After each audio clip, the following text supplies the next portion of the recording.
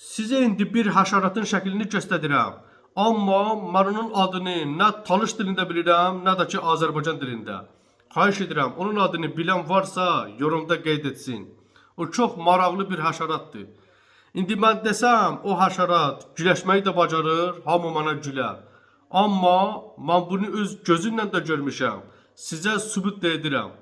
Bruslunun Ada filmində qısaca orada düşdürüblər ki, haman o həşərat necə güləşir. Belə-belə işlər. Nəysə.